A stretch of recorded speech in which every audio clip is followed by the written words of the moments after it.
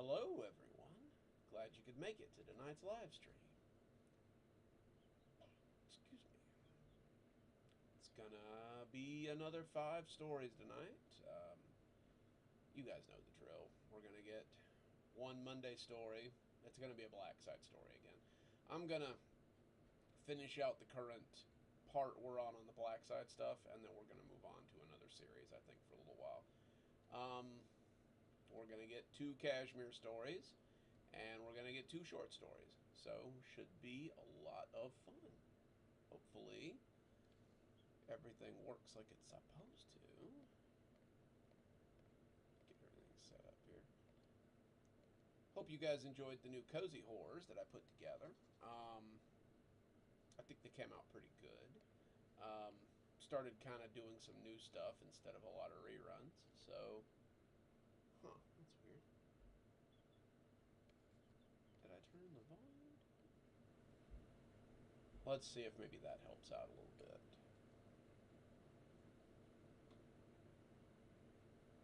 Turn up the mic a little bit there and see if maybe we can't get a little more volume out of it. I don't want to turn it up too much because I don't want to squeal on it, but let's see. That might help a little bit. Let me make sure we've got the right mic here too. Sounds like we do.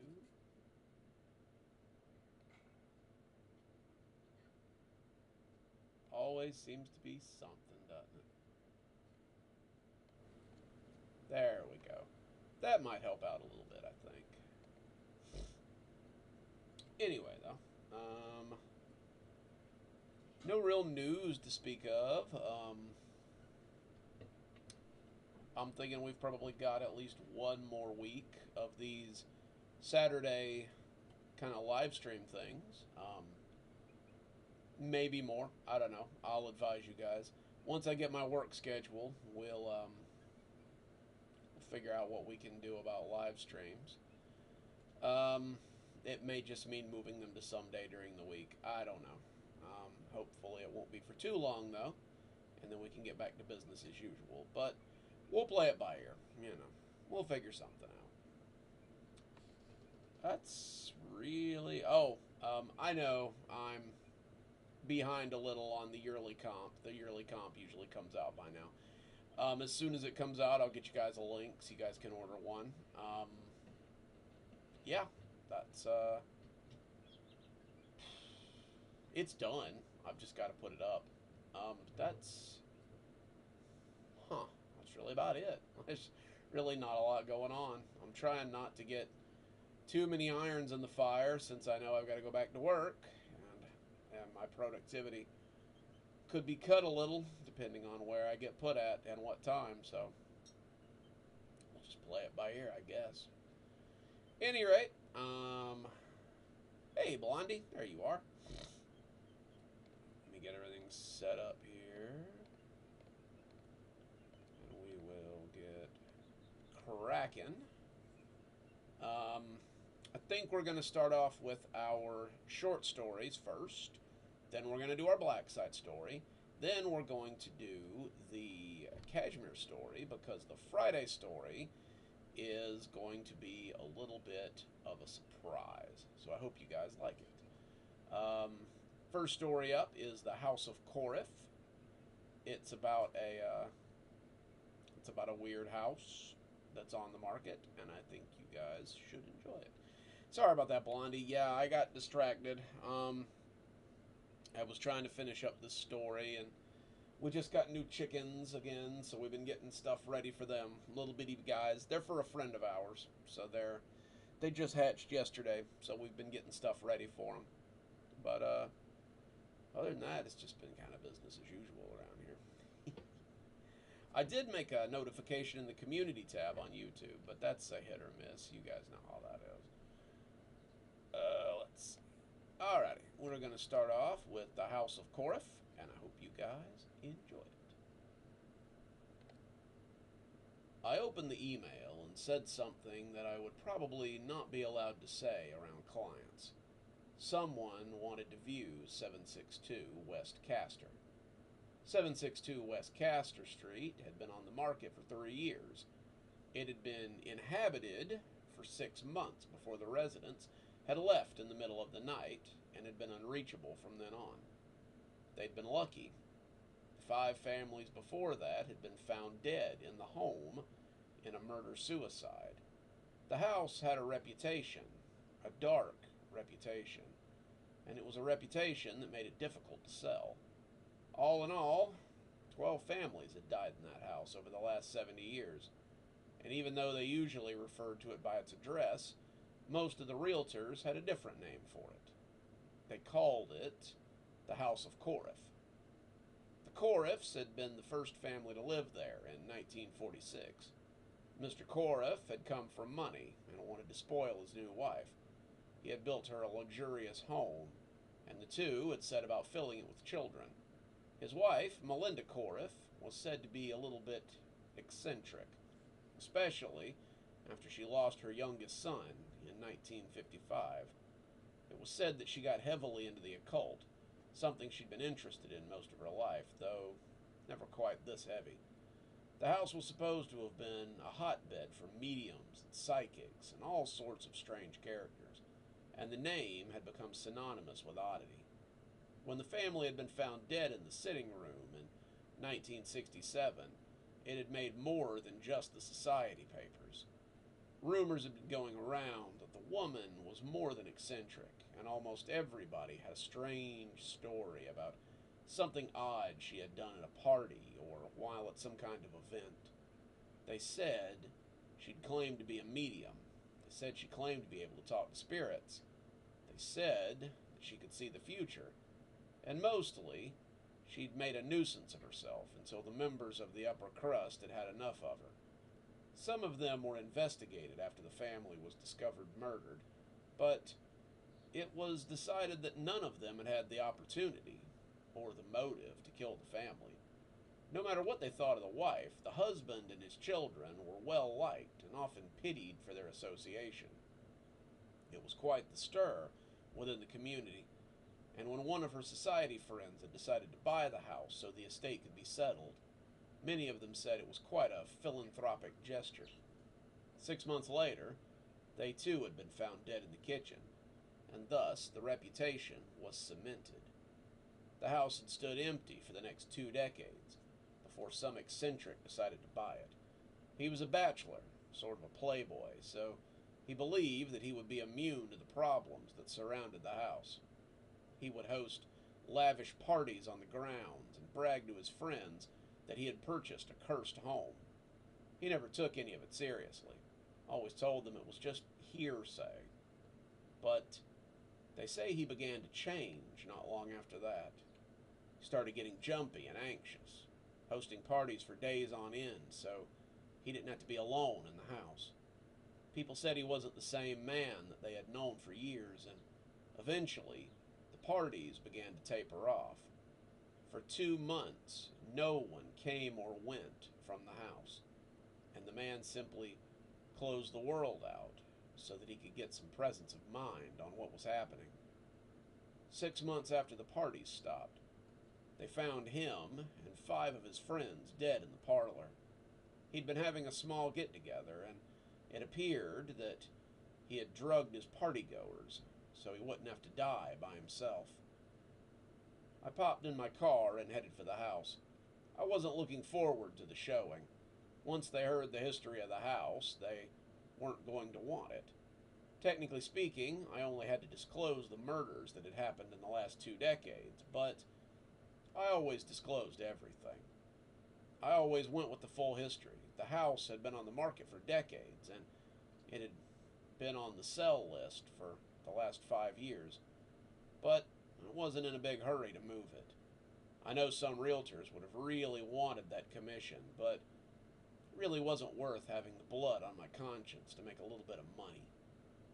I arrived about 30 minutes early so I could stage the house. Don't know the amount of staging.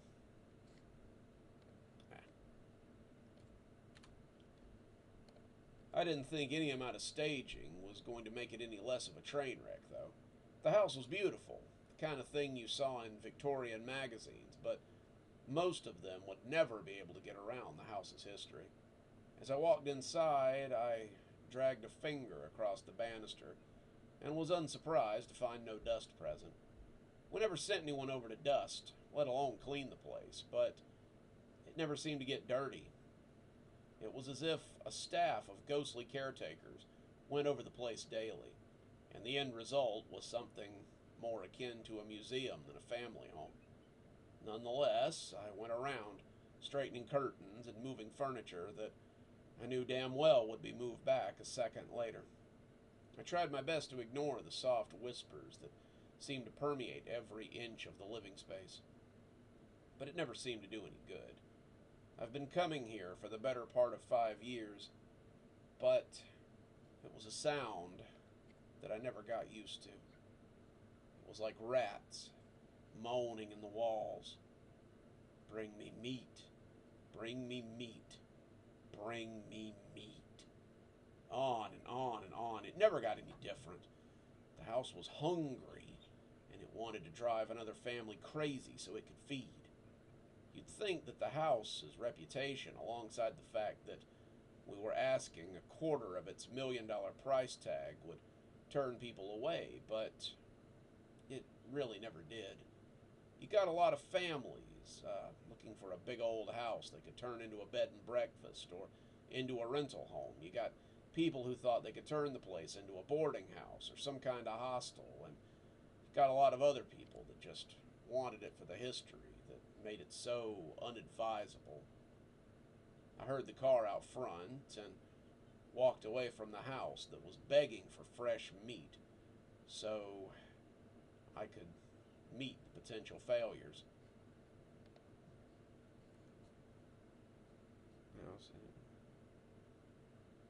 Not quite. Not quite that one.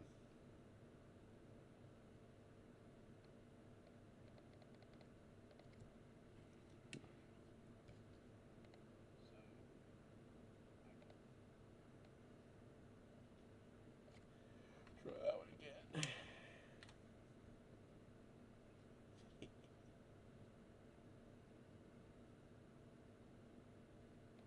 So I could meet what I hoped would be the next potential failures. The Hansels were a nice enough family: mother, father, 3 kids, and a mother in law that would be staying on site. Mr. Hansel was an investment banker. His wife came from money, and they had a fairly large price tag they were looking to spend. Anyone else would have seen this as a slam dunk, but I was ready to turn them off this property and find something a little less likely to kill them. Good to meet you, I said as I shook Mr. Hansel's hand. Let me take you on a tour of the place and really get you up to speed on what it's all about. That won't be necessary, Mr. Hansel said as he smiled at his wife. We've decided that we want the place and that money is no object. We'll be more than happy to pay whatever they're asking for, as long as we can start moving in by the end of the week. I smiled at him, trying to keep the raw horror off my face. Trust me, folks. Let me take you on a tour of the house before you make your decision. I guarantee that you won't regret it. The Hansels looked a little amused, but told me to go right ahead as he and his wife prepared to head in and get the full tour of the place. This is the foyer. The place was built in 1946 by the wealthy oil tycoon, Mr. I fudged it up. Hang on. Koref.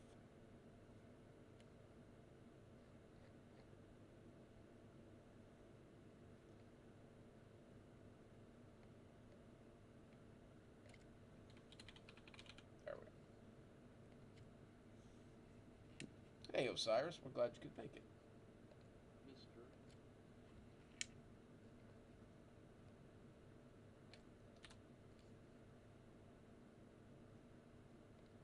Mr. Koref and his wife were coming into the sitting room where they found their bodies after he killed his wife and children. The children were found upstairs, and Mr. Koref and his wife were found in the sitting room, posed as if they were about to do nothing more strenuous than read the evening paper and then go to bed. The Hansels looked a little green, but it was pretty clear that they knew a little about the history of the house. I could see Mr. Hansel trying to to tell me not to bother with the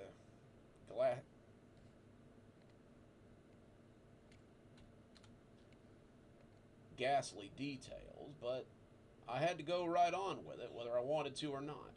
I was not going to let them buy this place half-cocked, no matter how much money it would make me. Keep up, we're heading into the dining room now. This is where Mr. Marley and his friends were found, having poisoned themselves at dinner. Oh, it was a whole gaggle of them. They were found over the dining room table. The police tried to say it was murder. However, after the coroner came back and said it was definitely self-inflicted poisoning, they kind of became a little less interested in it. They were left with little else to say. Come on, we're moving into the kitchen. I swept through the kitchen door into what had likely once been a kitchen fit for a dozen servants. It had been modernized a couple of families ago, but it had always been the kind of kitchen that you could have probably put a swimming pool in. I could already see Mrs. Hansel sizing up her dinner party guests. Really mess up. I could already see Mrs. Hansel sizing it up for dinner parties or whatever staff she meant to bring with her, and decided that I might as well go ahead and pull the Band-Aid off sooner rather than later. The kitchen is where the Micah family was found after Mr. Micah came in and accused his wife of having an affair. He shot her in the face with a shotgun right over there. Then he dragged his kids downstairs and killed them too. Both...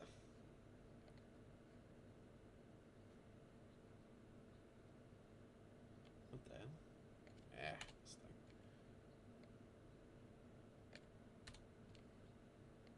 thing. Notice the backsplash. Great work. And it really helps if you just imagine it covered in blood.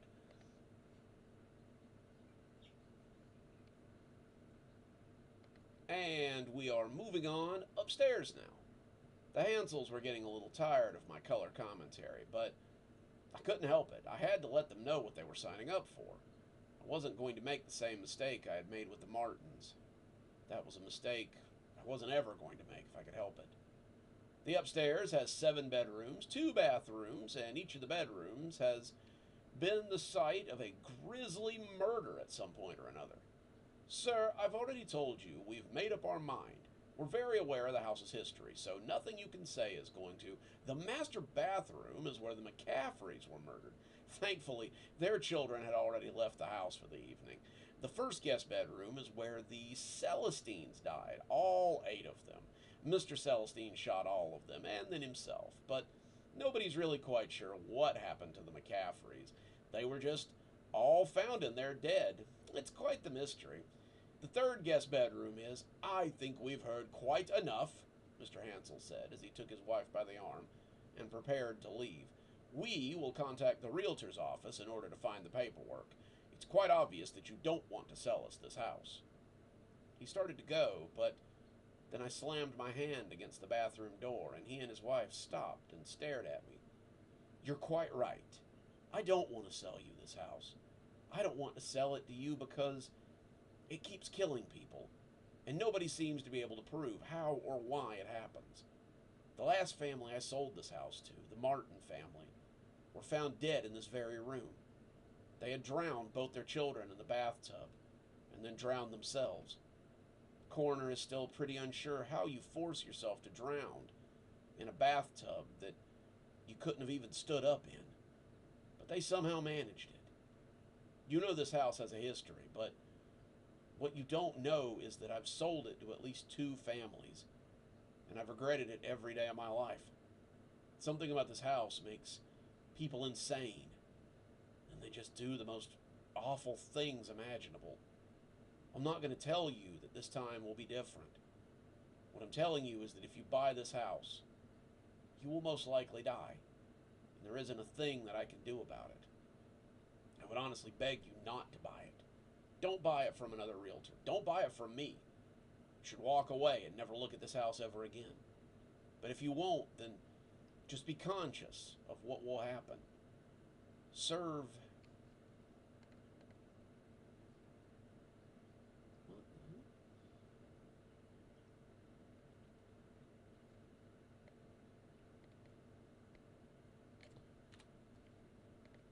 Before we even talk about moving in a single piece of furniture, I want you completely warned about the facts as they are here.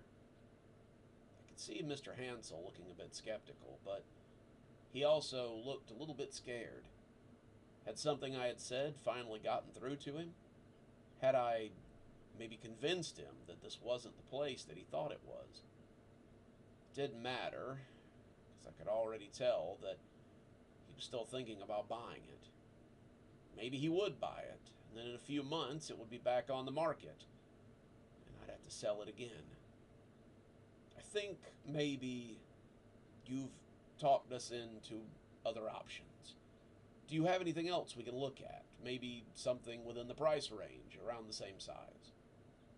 I smiled, realizing maybe I had won a small victory here, and took them downstairs so that I could take them to a similar house, one that didn't usually kill people. I put the paperwork for 1717 William Street on my boss's desk an hour later. He looked at it and furrowed his brow.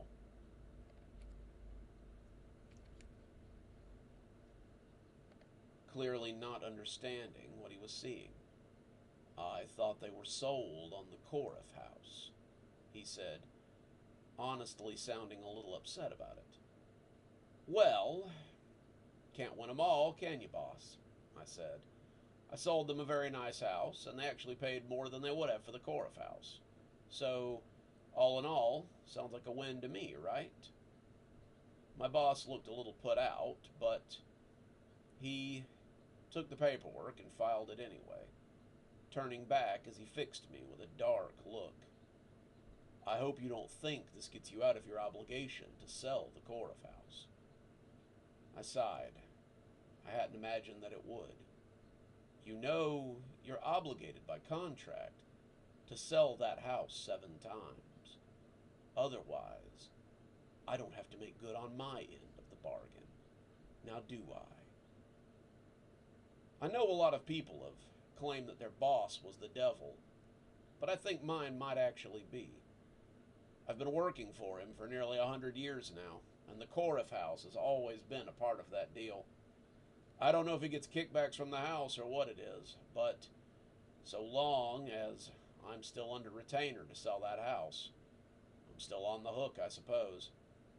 I walked out with my commission check, my stomach dropping as I realized I'd eventually have to take another family back to that house. I owed the Coriff house another 4 families, and I wondered if the fellow after me would have as many scruples as I do. Alrighty, that is the Coriff house. I know the ending was a little shaky, but I don't know. I figured tying it in a little bit would make it kind of interesting. Anywho, let's move right along into our next short story.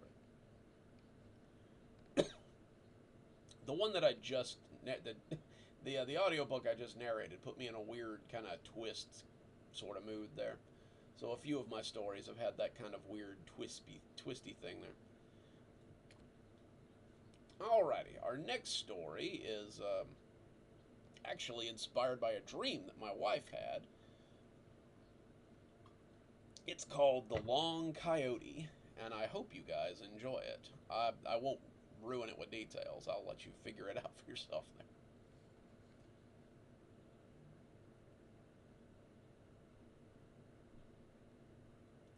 Let's see here. I've been feeling something watching me for a week. I couldn't have told you what it was, and if it hadn't made its presence known, probably would have never had a clue. It was early spring, and anytime I was out feeding chickens or tending goats or milking cows, I would sense the presence of something just behind me. I was never foolish enough to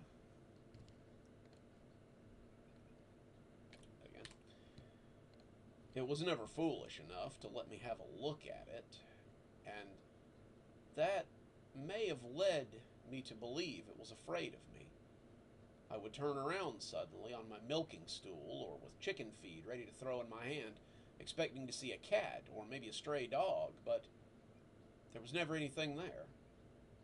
Wasn't until about 3 weeks after I had first felt the eyes on me that I found the dead goat.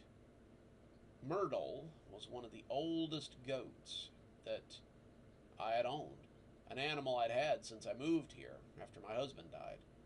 She was as good a goat as you could have had. Pretty good temperament, not what people would call a butter, and generally pretty amiable as far as goats went. I'd come out to get some milking done and check on the kits that had just been born, and she was lying dead right there in the middle of the paddock. The other goats were giving her a wide berth, and it was as if they were a little afraid to get close to her. She'd been ripped open from throat to groin, and whatever it was, it had taken some pretty big bites out of her. I don't really know.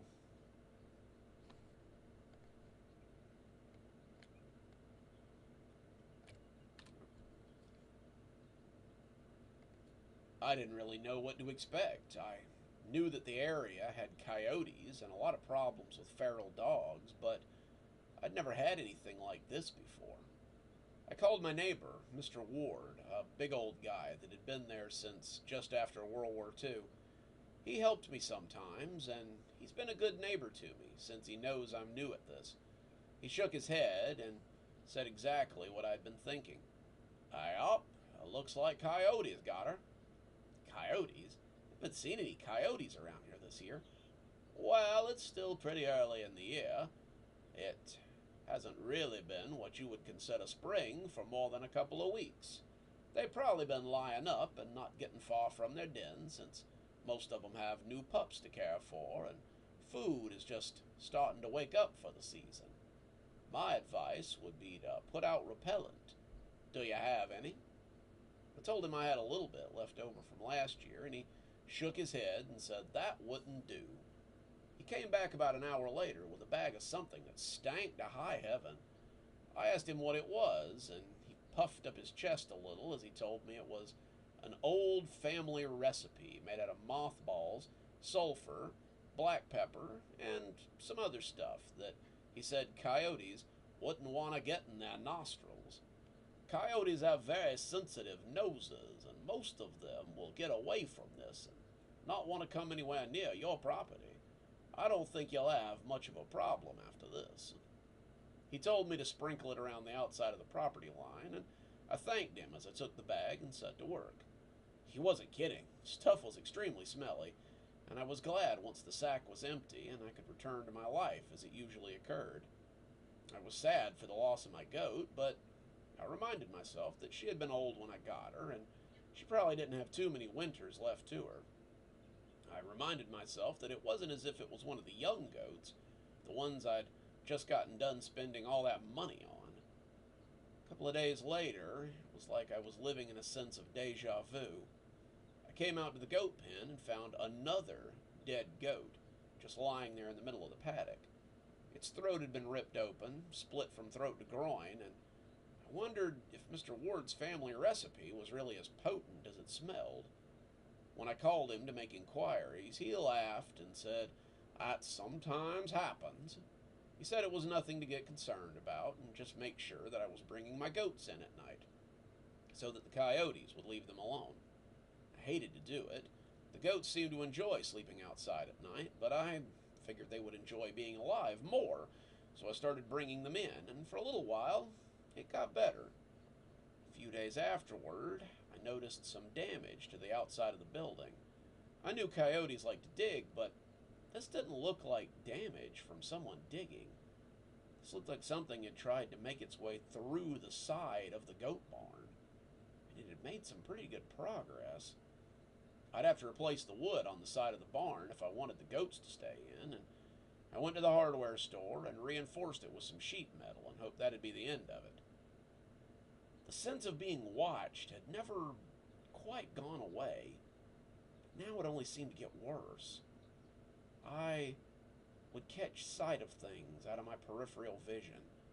Some kind of animal shaped like a canine, and it was never really far away. I started getting worried that it might be a wolf or some kind of animal with a strange aggressive disease. You never know when something's going to come up with the mange or with rabies or something. and it's best to be prepared if it should happen. If it were something with rabies, then it might be best to put it down before it bites somebody. Mostly I was worried about it biting me, since my closest neighbor was Mr. Ward, and he was over 2 miles to the east. I really didn't want to get all those rabies shots that I knew a bite would lead to, and there was never any guarantee that it wouldn't pick up at some point after the shots had been given. I started carrying my gun with me, the old shotgun my husband had carried for years, and gave me a certain amount of comfort to have it close by.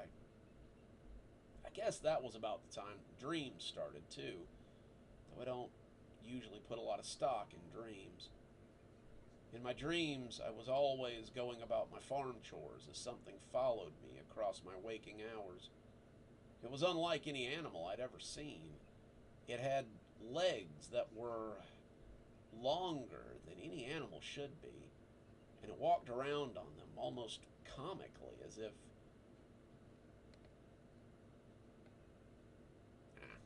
flip that one.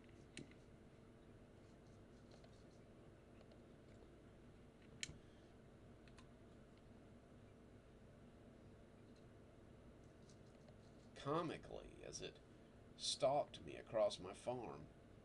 I never looked behind me, but just the sight from the edges of my periphery was enough to make me think I didn't really want to see what it was. It looked like a big dog, but that was just what I could tell from little glances. Started looking for this long whatever it was anytime I was out doing farm stuff. Luckily, I never caught sight of it, but as the dreams persisted, I almost came to expect it one day. I started to feel jumpy, my paranoia really ratcheting up the longer this went on, and it was hard to maintain my sanity day in and day out. I had had a problem with drinking right after my husband died, and it had taken me a couple of years to finally realize it and get it back under control. After the dream started, I picked up the bottle for the first time in nearly a decade, and it should have felt like a step backwards, but honestly, it felt just right. Mr. Ward started stopping by more often. I could tell he was a little worried about me, probably thought I was losing it out here on my own. He'd never been one to hover or try to tell me my business, as so many other people in the community did, and I didn't really mind the extra attention. He was a nice enough fella, and he also never tried to get in my pants like many of the people in town. Most of them just saw me as a woman on her own, and that made them think I needed protection of some kind or another. "Are you sleeping all right?" he asked me one afternoon after inviting me over for dinner. "Your eyes look like you haven't seen a good night's sleep since before Trump got in office." I laughed and told him I'd been having some weird dreams lately, but that it was probably nothing. He sipped at his coffee, giving me a look that made me think he wasn't so sure. "My grandma told me a story when I was a kid about a creature that gives people bad dreams. Have I ever told you about that?" I shook my head. Mr. Ward didn't usually indulge in stories, and as he got rolling with it, I realized this was probably more of a folk tale than some sort of historical event. Grandma used to say there was a creature that attached itself to people and swallowed their souls while they slept. It was called the Laramie or something like that, and it was supposed to be pretty nasty. It took the form of a big dog or some kind of canine, maybe even a coyote, and it would continue to attack them in their sleep until there was nothing left. It would stalk them, and eventually it would either get them or it would drain them dry. I told him it sounded like his grandmother had the same taste in kids' stories that mine had, but he didn't laugh. He looked deathly serious about it, and I wondered if this was another one of his anecdotes,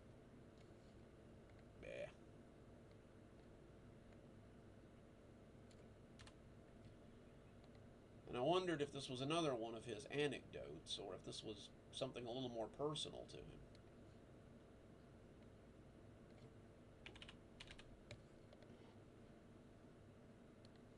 The Laramie could only be run off by ignoring it completely.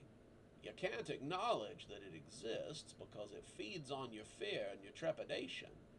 You have to completely turn your back on it, or else it'll find you. It'll take what it wants.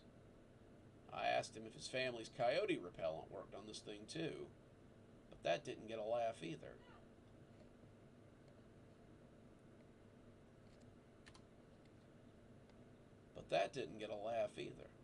I'd take this seriously, girl.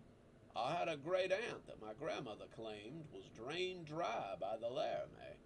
She started having the bad dreams, and then she began getting very paranoid. And then all of a sudden, she just died one night. She went to bed as fitful as usual, and then she never woke up again. I thanked him, but I really didn't take what he was saying very seriously. It was just a bad dream. Nobody really believes that some spiritual boogeyman is trying to get you through your dreams. Do they? This isn't a horror movie, and I was extremely skeptical about anything that sounded that preposterous. That night, the dreams changed slightly. I was still being stalked by whatever it was. I firmly put the name Laramie out of my head, but it had begun whispering something to me. It wasn't... Hold on a second.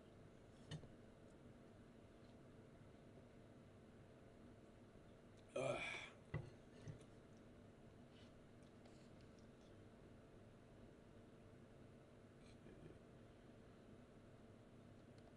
I wasn't quite sure what it was. It never got close enough for me to really tell, but no matter what I was doing in the dream, it got closer and closer until I felt as if it were right behind me. I'd be washing the dishes or feeding the chickens or doing something out on my farm, and I could feel its hot breath on the back of my neck as I went about my day. I could still catch a glimpse of it in my peripheral vision, but it just looked like a big dog with long legs. Now that it was closer, I could tell that it was probably a coyote. Excuse me.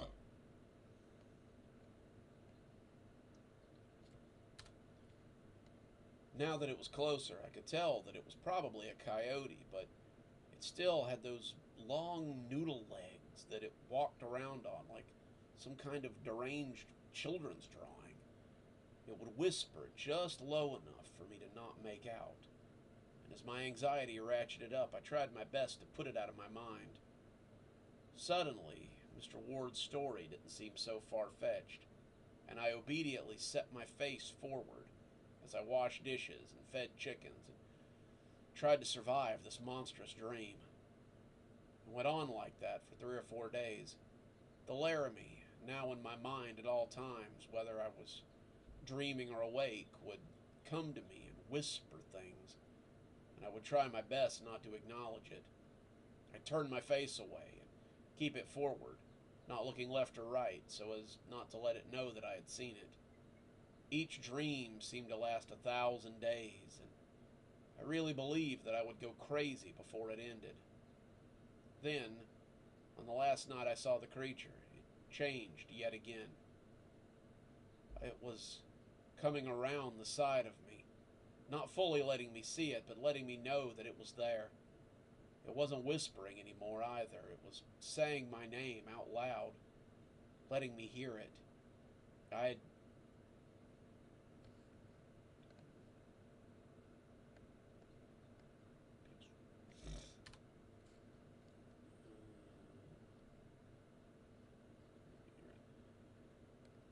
It had never done that before.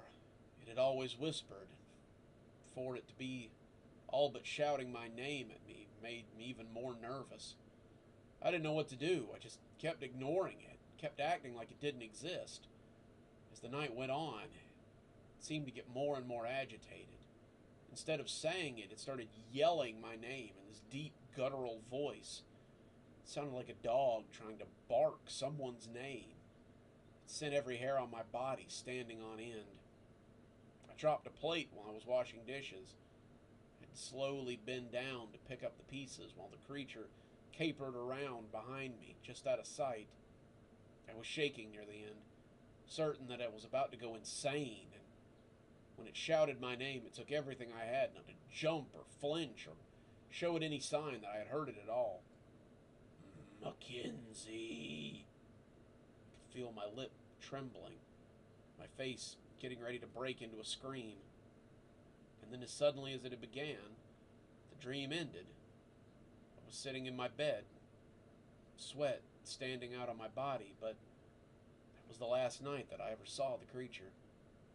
I told Mr. Ward about it, and he said that I had gotten very lucky. He said most people didn't survive their encounter with the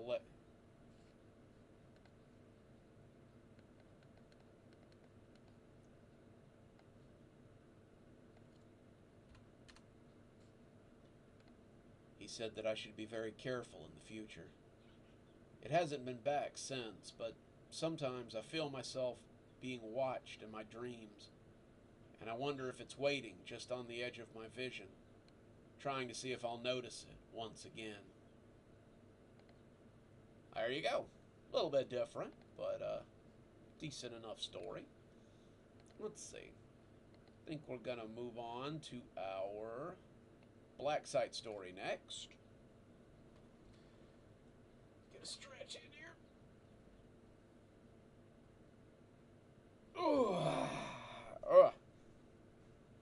Whew. Yeah, she has some pretty decent dreams sometimes. Let's see. We are on. What part are we up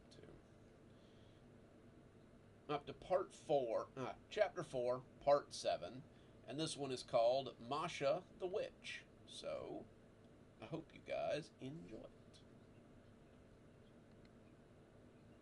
I have to say, Masha, your scores lately have been tremendous. I've already put your name forward to Security Chief Ridley, and I think you'll be a shoo-in for graduation. Miss Cashmere had asked her to stay after class so that they could discuss her progress. Masha knew that she was progressing well. Miss Cashmere certainly told her often, but it made her smile to realize that an adult thought so highly of her. Adults had been telling her that she was special most of her life, either that she was smart or that she was mature, but it always made her feel nice to hear it. Mature girls got certain privileges that babies and whiners didn't. Her mother had always told her so, and Masha had tried her best to be adult and proper most of her life. It was a little different now that she had superpowers, and being mature and advanced meant invading people's minds and implanting thoughts, but she supposed it was just part of growing up. Thank you, Miss Cashmere. I really appreciate that. I appreciate having a student like you, Miss Cashmere said with a smile.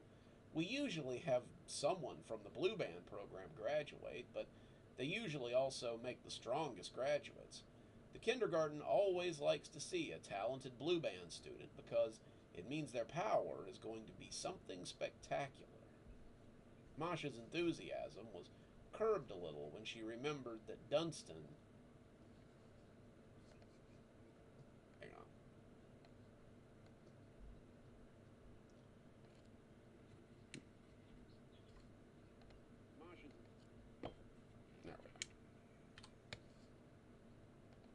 Masha's enthusiasm was curbed a little when she remembered what Dunstan had said. Scratch that. What Dunstan had made up. Dunstan was just jealous that he probably wasn't going to graduate. Masha knew that he had a lot of power, but the little doctor had probably told him that his talent wasn't going to get him to graduation, and he got jealous of Masha and her clearly superior powers. Still, that didn't stop Masha from being a little nervous about what awaited her at graduation. She didn't honestly think there was a monster in the basement that was going to eat her power, but when you're a kid and monsters are everywhere, it's a little harder to convince yourself that something is made up. Even if there was no monster, what would happen to Masha once she graduated? If she graduated in 2 months. She'd be just one more talented 7-year-old, and she supposed that was something, but what did it get her? Miss Cashmere, can I ask you a question? Of course, dear, you can ask me anything. Miss Cashmere had a smile that was threatening to cut the top of her head off, and Masha wondered if it would still be there once she voiced her concern. What happens after graduation? Miss Cashmere looked a little taken aback, as though no one had ever asked her that before. But her smile was firmly back in place a minute later, and she soldiered on as she always had. What do you mean? You graduate, and then you move on to what comes next.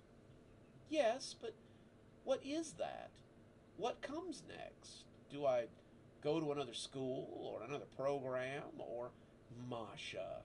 You're a very bright girl, but let's focus on the here and now.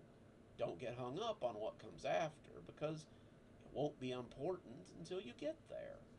You're a very talented little girl, and what you need is focus. Your life is going to be very different from your peers, and that's going to require you to be goal-oriented. People with powers often have to live their lives as if they're running through a checklist. The first check mark came when you were accepted into kindergarten. The second check mark came when you passed your midterms. The next check mark will come when you pass your finals and graduate. Until you've checked off that next box, the future won't matter. Just concentrate on graduating from the kindergarten, and then you can see what comes after.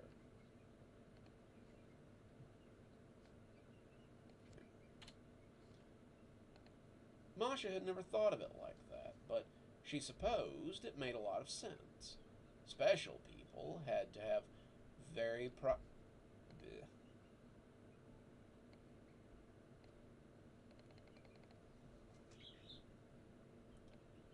Chill out over there, guys. Goodness. Birds are noisy tonight. Special.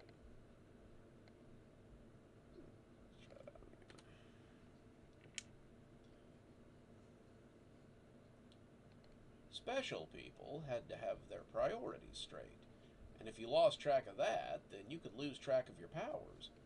Masha wanted to graduate. She wanted to move on to whatever came next, but what she didn't need was to get distracted and potentially mess up her final exam. Something else she was a little nervous about was the other thing that she needed to discuss with Miss Cashmere. Miss Cashmere, I need to tell you something. Of course. What is it, my dear? Masha worried at her bottom lip, not sure that it was something that she should say, but feeling that her teacher would be excited about it nonetheless. Well, I had something happen in the media room the other day. Something that had never happened to me before. Miss Cashmere started to ask her what she was talking about, but instead, Masha decided to show her. She pointed a finger at the woman's laptop, which was setting by her elbow, and suddenly, the computer rose off the desk and began to take itself apart. The pieces floated in a sphere of energy, moving around like DNA in a helix strand. Then, almost on their own volition, they began to reassemble themselves into the laptop that had been there a moment before. The whole operation took about a minute, but Miss Cashmere looked like she might have just witnessed a miracle. As the laptop set itself down on the desk, Miss Cashmere just stared at it before Masha pointed a finger and asked her to turn it on. She reached out with a shaky finger, and when the laptop booted up as if nothing at all had happened to it, the woman nearly squealed with delight. Masha, this is amazing!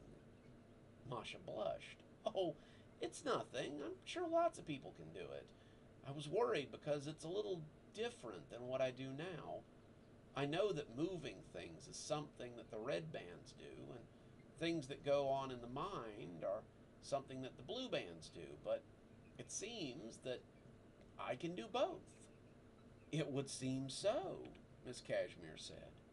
She was barely listening to the girl anymore. All she could see was the potential for advancement. Cashmere had found something spectacular, something that rarely ever happened in this day and age. Most of the kids they brought in could barely manifest one ability, let alone two different ones. Most of her blue band students were uninspired, able to manipulate feelings or maybe implant a thought here or there. The really talented ones might be able to fog over someone's mind so they could sneak past them or implant suggestions so that they could get them to do things. But this had been the first class where everyone could implant and receive mental stimuli. Miss Cashmere had already thought this was one of the more advanced classes that she'd ever taught, and was hoping that most of them would pass their final graduation. A big graduation class looked good for whoever was teaching it, and Security Chief Ridley had been very generous with the bonuses for graduating students in the past. In the last 2 decades, Miss Cashmere had received several such bonuses, and was looking forward to telling him about what she had discovered in the young girl. So, yeah, I suppose it's pretty amazing, Masha was saying, and Miss Cashmere shook her head as she tried to come back to reality. Amazing? My girl, it's unheard of. I don't think I've ever seen a student who could manifest the way you do. You might be a 1 in a million graduate, and I'm so glad to be the one who gets to teach you. Do you have any other abilities? Anything else that you've discovered? Well, I can lift things with my mind a little bit. That's kind of how I found out that I could do the thing with the computer. I was trying to lift one of the little speakers in the media center, trying to work it out a little bit, and then suddenly I realized that I could use this ability to take it apart and put it back together. And how did you realize that? Masha shrugged. I just knew. It wasn't as if it was anything I learned. My brain just told me I could do it. So I did. The teacher was making mental notes about Masha's journey, wanting something to take to Security Chief Ridley when she told him about this. That's astonishing. For now, let's keep this our little secret, though. Don't go showing anybody what you can do, or they might get jealous. It might also confuse the other minders and make them put you in a different class. I want to see how far your mind powers can expand before graduation. But I'm interested in seeing what you can do with these abilities as well. Masha smiled, leaning forward to hug the woman suddenly, which surprised both of them. I'm fortunate to have you here to look after me, Miss Cashmere. I hope I can make you proud by graduating. She left after that, heading out of the classroom towards whatever her afternoon entailed, leaving the teacher feeling slightly surprised and more than a little guilty. And there you go. That is your Black Site story tonight. Let's see. Let's move on to our Cashmere story. Oh.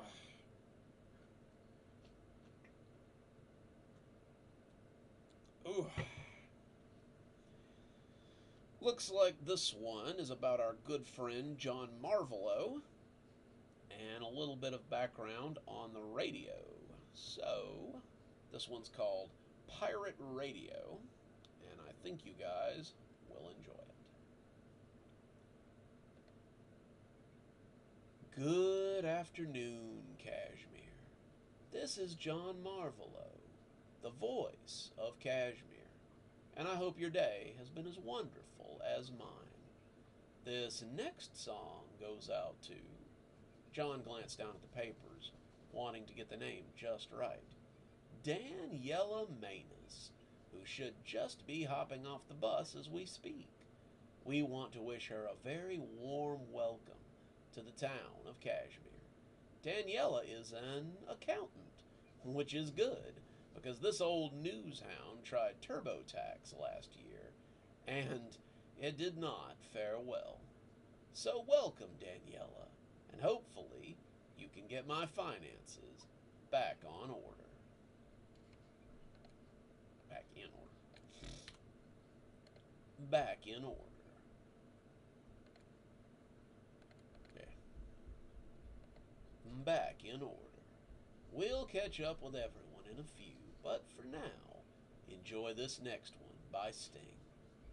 As the song began to play, John picked up his cup and took a sip of coffee. Sometimes it felt like he lived off coffee, and most days it was true. John had actually skipped lunch today, and this was his hiccups are bad today.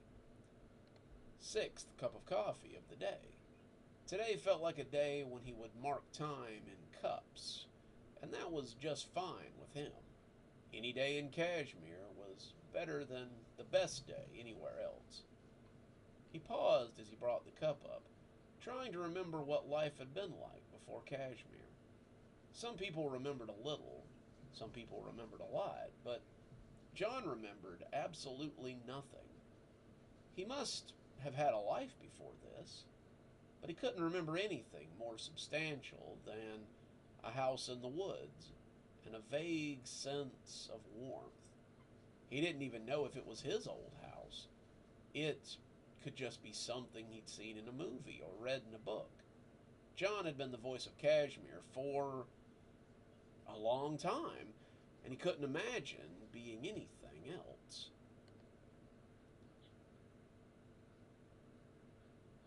Well, I'm glad it's starting to grow on you, Blondie. It seems to be a fan favorite. Let's see, okay. The phone rang, jarring him out of his fog, and John reached for it as he asked how he could help. It was Gladys. She sounded odd. Not like she had a cold and needed some time off, but like she'd had a nasty shock and wasn't sure what to do about it. The phrase, "a goose walked over my grave," passed through his mind briefly, and he wondered where it had come from. Who had said that? A relative? His mother? It was likely someone in town that he had bumped into once or twice, and John realized he was wool gathering again. "You sound off, Gladys. Are you okay?" "Yeah. Yeah, I'm fine. There's a caller who wants to inquire about, ad space." The line was quiet for a moment, as John waited for more information. But when none seemed likely to come, he switched ears and let her hear his patient smile. "I'm going to need a little more information than that, Gladys." "Yeah, it might be better if you spoke with them. They asked to speak to you directly." Guys, what are we doing over there? An awful lot of wing beat. Oh, they're trying to bury themselves in the new stuff I put down.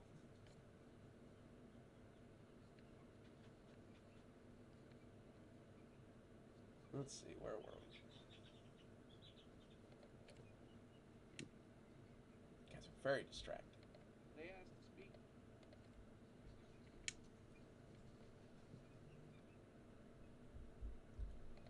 John furrowed his brows and turned to hit a few buttons so he'd have time before his next music break. "Okay, Gladys, put them through."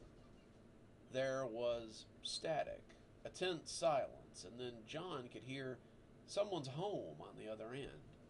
He could hear a fan, the light sound of a TV, and someone breathing in a nearly inaudible register. It made his skin crawl a little, though he couldn't have said why. It was like something from a horror movie, and he suspected that the person on the other end was somehow a lot worse. "Hello?" Nothing. Just that continued breathing. "Hello, this is John Marvolo of 107.4 Mountain Radio. How may I—" "Good evening, Mr. Marvolo. This is Brother Thomas, and I represent Bright Farms. How are you this fine day?" "Ah, very well," John said, struggling to regain his composure. "What is it that you need?" There was the sound of a chair squealing as he turned, and John shuddered a bit as it cut across him. The man's smile was obvious as he spoke, and John pictured him as a carnival barker, some greasy little man with an oily mustache who loved seeing the way his antics affected people. "I would like to run an ad for our dairy farm on your station. Our marketing department has targeted your area, as an area of importance. Guys, being very distracting. Knock it off, chickadoos. Oh, hey, Brandy. We're on the second to last story, actually. Been some good ones tonight, though.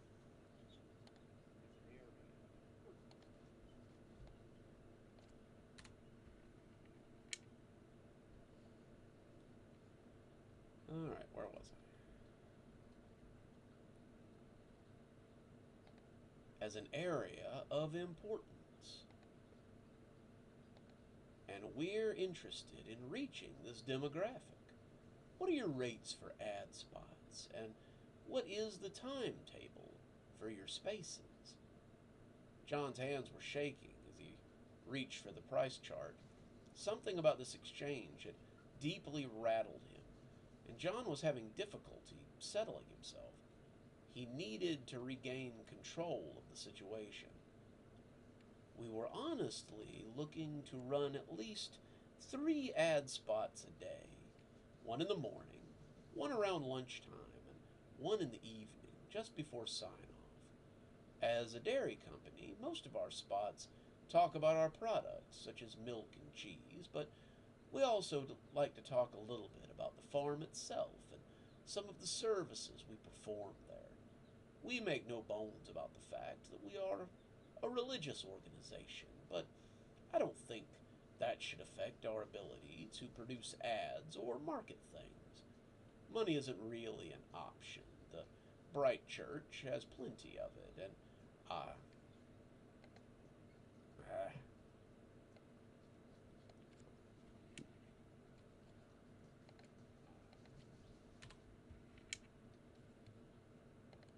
Our members are very generous when it comes to... John finally found his voice. It had been their name, Bright Farms. He'd heard of them before. A lot of them had.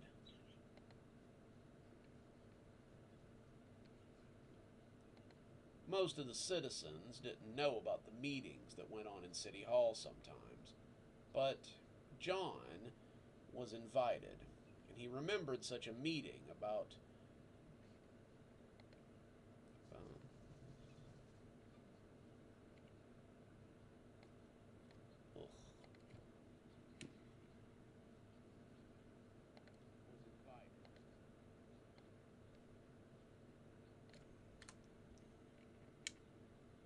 oh, cool. Congrats, Leia.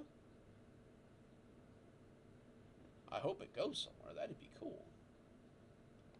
Was invited, and he remembered such a meeting about this entity. The city council and the mayor made it very clear that under no uncertain terms was the Bright Church to be allowed to get a foothold in Kashmir. The bus station was under strict orders to keep any missionaries who came through from making it to town, and any unauthorized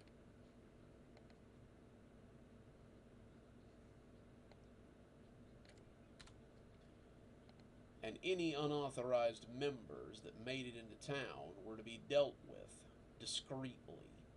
They couldn't have them getting to the regular folks, many of whom were damaged and impressionable. Impressionable. If a cold... I gotta read this one through again.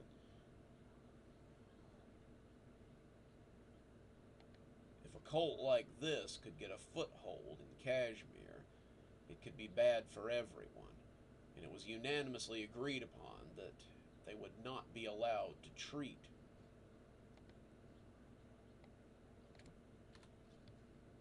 spread their poison religion here. So I suppose what I'm asking is when we can send you over some program information, because never. The words came out a lot clearer, and John was confident that he had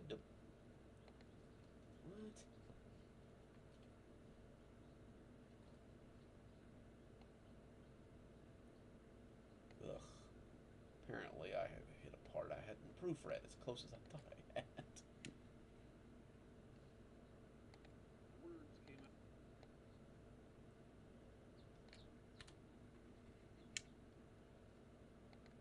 The words came out a lot clearer than John had thought they would, and he was confident that the message had been received. The man on the other end of the phone paused, clearly thinking he had misheard him. "I'm sorry, we must have a bad connection. Trying to see what the cost would be for... You will not be infiltrating this radio station in such a way. Thank you for your interest, but we do not open our airways to individuals such as yourself. Kashmir..."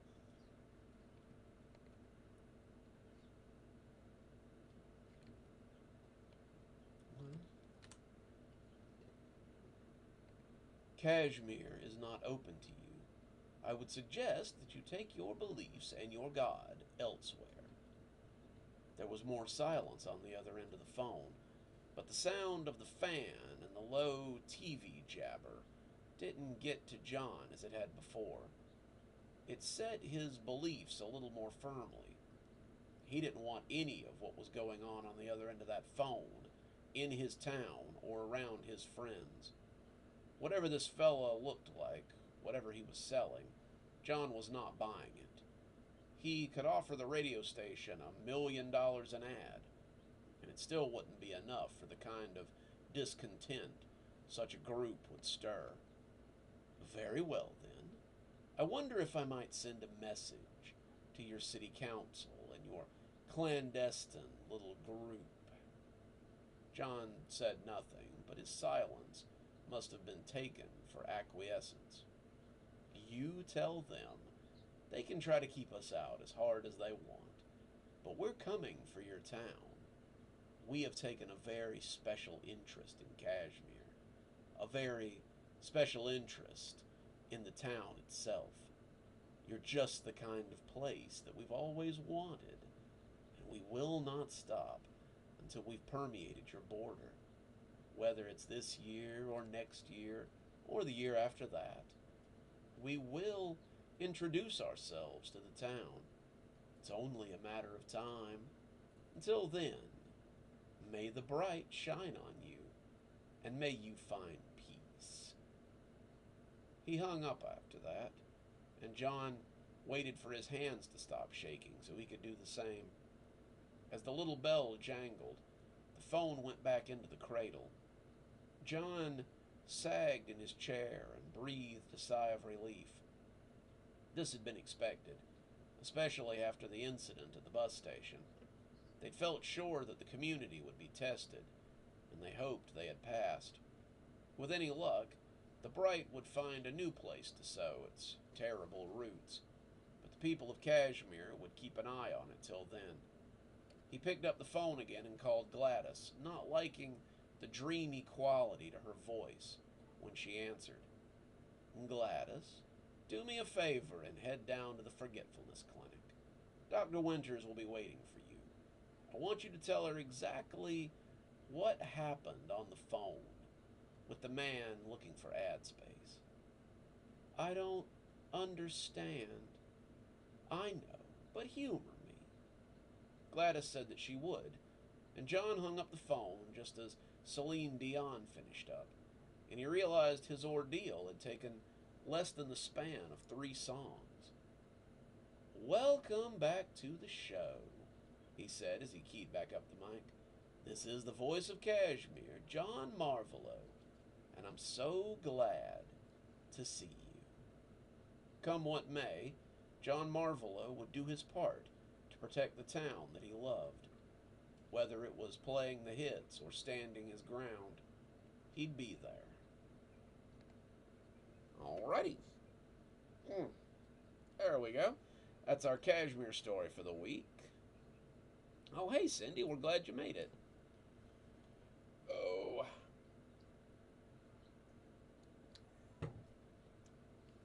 One more story for you, and I think it's been worth the wait because I've got a brand new grandpa story for you guys tonight.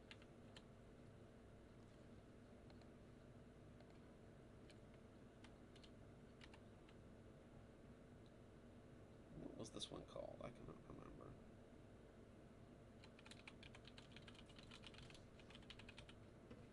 Alright. this one's called Tracks in the Woods, and it is closer to our usual setup for a grandpa story. So I figured I'd save it till last, so you guys had something to look forward to there. Alrighty, like I said, it's called Tracks in the Woods, and I hope you guys enjoy it. Excuse me. I tried to get comfortable in the hard chairs that they put out in the lobby, but it's never easy. I should be back there with Gramps, and it pisses me off a little that he's relegated me to waiting in the waiting room for the last 6 or 7 months worth of visits. I was surrounded by the coughs and snorts of the elderly and the sick, and I was hoping he'd be done soon so that we could go get some lunch. Living with Grandpa was sometimes an experience akin to a Harry Potter novel, but most of the time it was going to appointments, cooking dinner, and just existing. Grandpa, as most of you have probably figured out, is old. He has doctor's appointments. He has consultations about physical therapy and elder care. He has prescriptions that need to be picked up, and he has people who worry about his diet and his level of activity. For every adventure that takes us out into the woods or chasing after some kind of boogeyman, there's 3 or 4 days that are just sitting at home or heading to CVS or going to meet a doctor for a new round of prescriptions. Lately, the appointments have been regarding his cough. Grandpa's been on the verge of pneumonia for about 8 months, a condition that hasn't been helped along by the fact that he's been walking through the night air and trudging through the snow because of some threat that's reared its ugly head. He takes 3 breathing treatments a day, and he's on multiple steroids, but there isn't a lot that they can do for him. At the end of the day, they're mostly just waiting to see how his treatment will extend his life. Yeah. Try that again.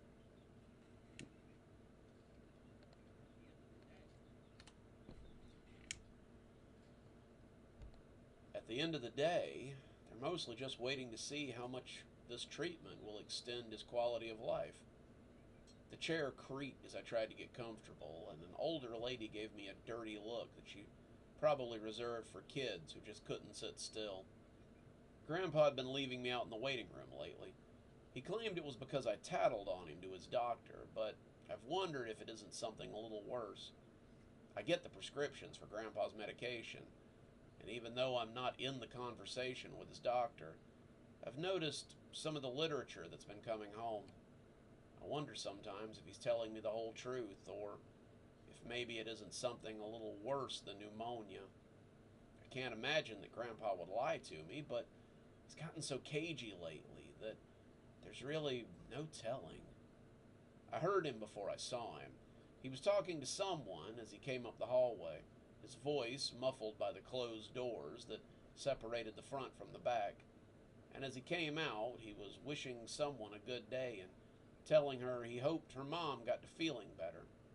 His cane bumped on the floor as he walked, something else his doctor had been very insistent about, and he smiled as he saw me and asked if I was ready to go. "Unless you'd like to sit there and hold that chair down a little longer," he said with a laugh. "By all means, if you're done being a charmer, I think it's time we hit the road."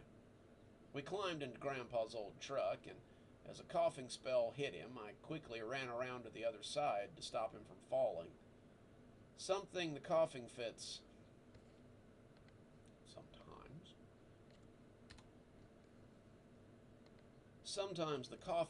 got so bad that Grandpa would fall off his chair or take a tumble down the stairs. The cane helped, but since it was across his legs, wasn't going to be a lot of good. It would just give him one more thing to fall on when he finally came tipping off the truck seat. I'm fine," he insisted between coughs.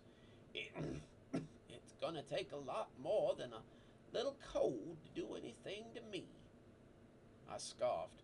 "A little cold? Grandpa, you've had that little cold for almost a year." Clearly, it likes my company more than you do, he joked as I closed the door and got behind the wheel. So, what did the doctor say this time? Grandpa didn't say anything at first. He just stared out the window as he watched the street lights slip by. It was the middle of the day, so he couldn't have seen their illumination, but their concrete exteriors were more than enough to give him something to look at. I wondered what he was seeing out there. Maybe he was thinking about the way the town used to be, or maybe he was trying to commit it all to memory so he could remember it this way. You just never knew with Grandpa. I didn't think he was going to answer me at first. I thought he was just going to go right on looking out the window. So when he responded, it almost startled me into missing a stop sign. Oh, just the usual stuff. He needed to make sure I kept up my breathing treatment. I need to take my steroids and make sure that I'm taking it easy. The usual stuff that old quack talks about. That's all. Grandpa turned to look at me a little distrustfully. Well, of course, boy. What else could he be talking about? I felt my fingers tighten on the steering wheel as I tried not to yell at my grandfather. I don't know. Maybe that the pneumonia has progressed, or that it's something a little worse than that. Maybe that you need to take it easy and slow down a little more and stop chasing slobbering monsters through the woods. Grandpa made a dismissive noise. He flapped a hand at me. Nonsense. It's the same old cough. It's always been. I'd tell you if it wasn't. He said things like that, but I just wasn't really sure I believed him. Look, Gramps, at your age, I really need to know if something's going on. I don't want you to collapse or have a seizure or something and me not know what it is. I'm supposed to be taking care of you, and I need to know that you're okay. More silence, the weight of which threatened to crush me. And just as I thought that he would go on ignoring me, he coughed and looked up from the window. I've been sicker than this, boy. I'm sure I'll be sicker again. That's not the point, Gramps, and you know it. I was sicker than this when I bagged the biggest wolf I'd ever seen. Did I tell you about that? This isn't the time for one of your stories. I need to know what's going on. It was 1973. If you know anything about that year, you know it was the middle of one of the baddest blizzards this region has ever seen. I started to protest, but he just rode over the top of me. I finally just looked at the road and let him talk, already seeing that whatever was wrong, he didn't want to talk about it. We had been snowed in for about a week, and the food was starting to run thin. Your mother was about 2, and your uncle was still on the tit. Your grandmother had been working on this giant pot of soup that she'd been adding a little to here and a little to there, and the meat had run out the day before. She was down to mixing whatever was in the cabinet, and I decided that it was time to do something about it. So I grabbed up my rifle and my game bag and what little food we could spare and told her I was going hunting.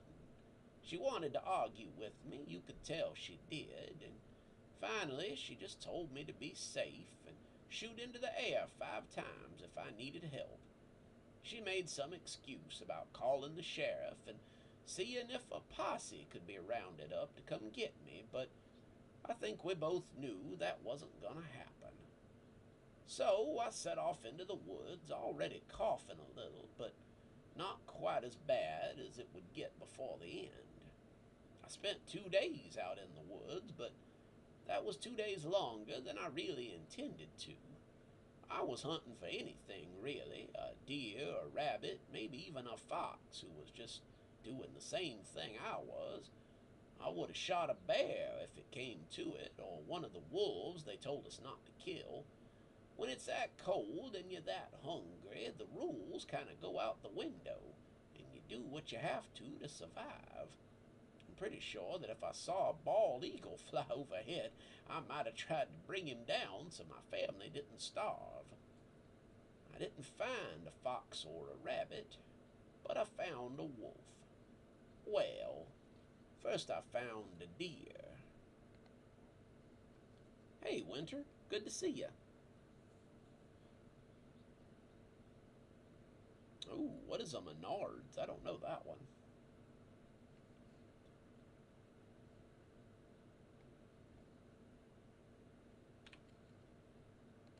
I had been following drag marks in the snow. Drag marks with blood edging around the deep indentions. Something big had dragged something a little smaller than it away from the scene of the crime, and I figured if I could catch it in the act of eating, then maybe I could put a bullet in it and drag it back for dinner. Yeah, lost my spot. Sorry, guys.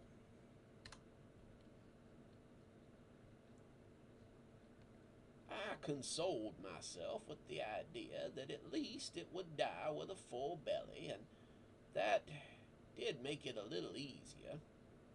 I don't like killing animals, not if I can help it. Ugh, losing my spot. Oh, okay. Cool. Bilo. That's that place out of Wally, isn't it? I can't remember.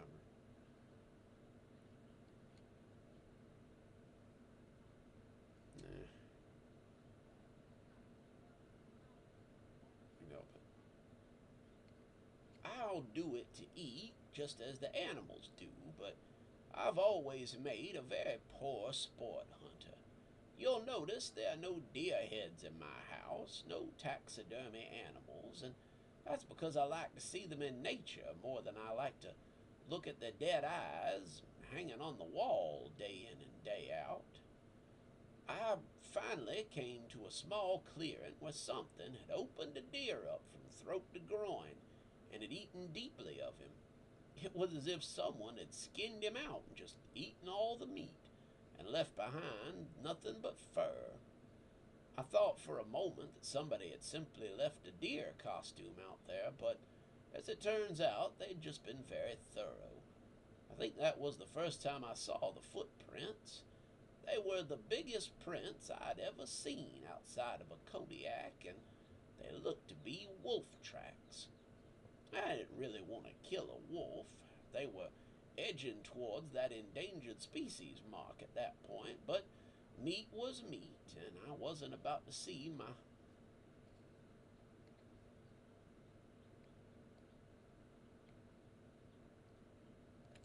Try that one again.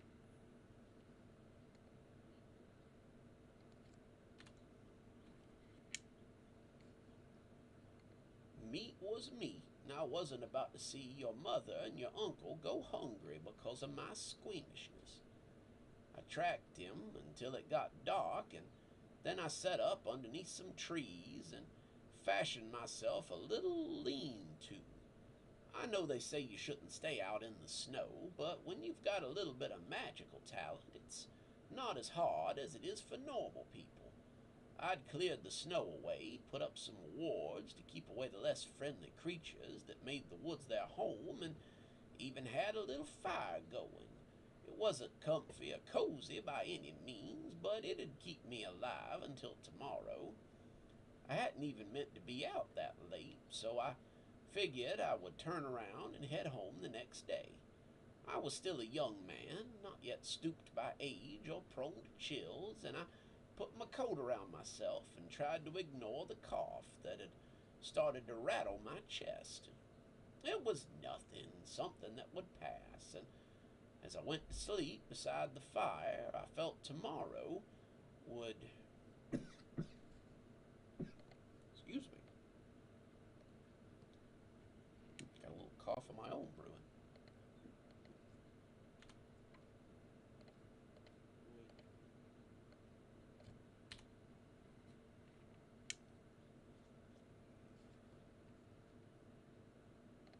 Would be when I found what I was looking for. Gramps, I don't want to hear this. You need to talk about your health. We need to discuss what's going on with your health. Grandpa didn't say anything for a minute, just stared out the window like he hadn't even heard. I hated it when he did this. It was something that would have galled him to no end if he'd been on the receiving end of it. But it seemed to be his way of telling me to just let it go. I woke up the next morning and the cough had gotten worse. I was bringing up mucus, and there was no way I was going to sneak up on any game. Cramps, I decided to pack it in and head for the house, he said as he talked over me, but it appeared I wasn't the only one who was looking for dinner. I just turned back to the road. Let him tell it. He wasn't going to stop on my account, it seemed. I was heading back the way I had come, making my way through the snow drifts and the glaring bright snow, and that's when I first felt it. Something was after me, something big that was not trying to hide itself. It crunched through the snow loud enough to send smaller prey running, and I thought for a moment that I was being stalked by a Clydesdale. I would catch glimpses of it now and again, and after the third time I caught it out of my peripherals, I realized I was being hunted by the same wolf who had run upon that deer the day before. He had probably watched me while I was sleeping, not happy about my fire, and decided to pick me off when I was a little more lively the next day. He followed me as I made my way back, but I had something he didn't. He had claws and teeth, sure, but I had a gun and a fair amount of talent that was still brimming over after not being used for quite some time. It had been a slow winter, and I hadn't had to express. Dang.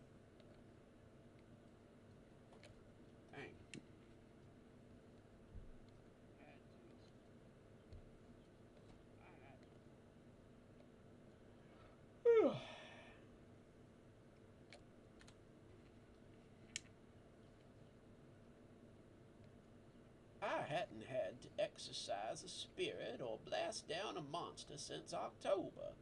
I was brimming over with energy, and I was ready to unleash it on this creature if it decided to make a meal out of me.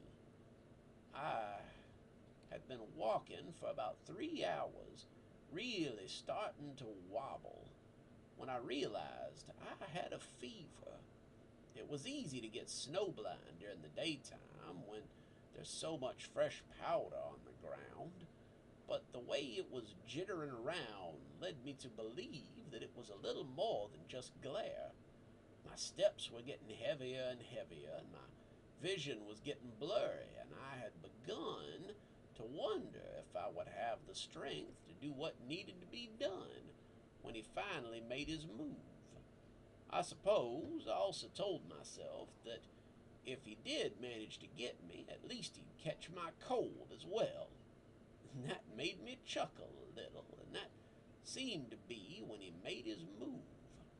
He burst out of the woods like a white bolt of fur and teeth, and I didn't even bother trying to bring the gun around. I pulled up a wall of energy, and he hit it hard enough to make me think there would be pressure cracks in it.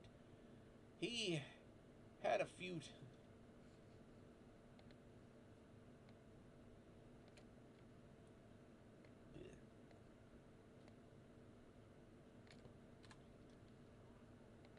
He hit it a few times, growling and snarling in confusion, and as I pulled it down so I could get at him, I threw a handful of raw energy at him right in his face. He flew back against the nearby tree, and I winced a little as I heard his spine crack. He lay there in the snow, trying to get to his feet and trying to get back into the woods, but he was already done for. I put one in the side of his head and just stood there looking at him for a few minutes as the wind whistled past me. Then, unfortunately, I collapsed in the snow. I guess I had been a little sicker than I thought. That's normally the part of the story where all other stories end, especially given that the temperature was about 15 degrees and the snow was about 3 feet thick. But clearly, since I'm telling it to you, that wasn't how it ended. I knew I wasn't going to die when I felt myself coughing. It wasn't quite as bad as the one I'd been nursing for the last year and a half, but it was a lot thicker and a lot more violent. It was definitely pneumonia, but I was young enough to shake off a pneumonia if I got the right kind of medicine and was in the right amount of play. Yeah. Able to rest and get rid of it. I opened my eyes and realized that I was floating off the ground. I looked back and discovered that the wolf was floating along with me. We were floating along on what might as well have been a parade made out of foxfire, and I looked down to discover that one of the little fairies who greeted me when I went to meet their queen was trying to keep me up by the chest. He was one of about 3 dozen that were carrying me, and about twice as many that were carrying the wolf.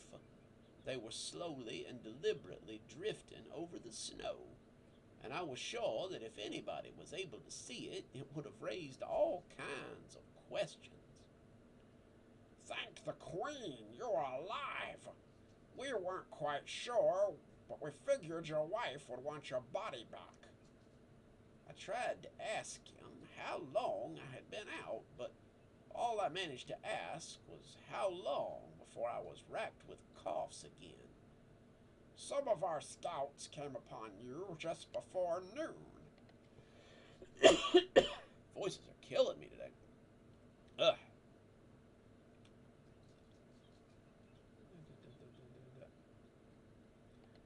We figured you'd been in the snow for a couple of hours. You feel like you're sick, and we brought your kill along so that maybe you could eat it and start feeling better. That's what big people do, after all. They come into the woods and kill something, and then they drag it out and eat it. Wow, you carrying me out of the woods. Well, that's easy. You're a friend of the fairies.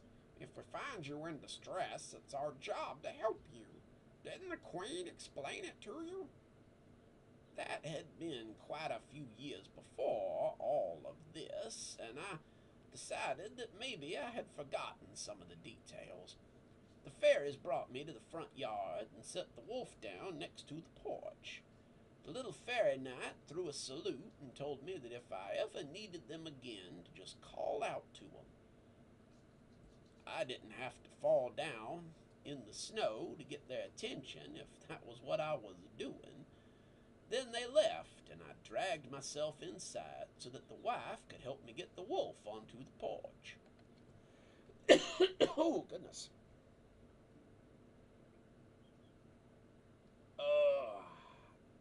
Whew.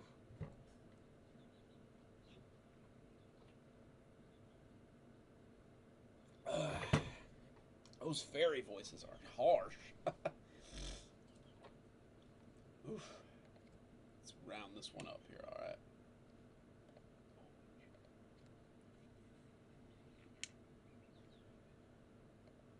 Your grandmother ended up skinning and preparing it herself because as soon as I got the thing up the stairs, I collapsed and slept for what she said was 3 days. The doctor came and saw me and gave me some antibiotics, and I managed to come out all right. It wasn't the worst winter I've ever had.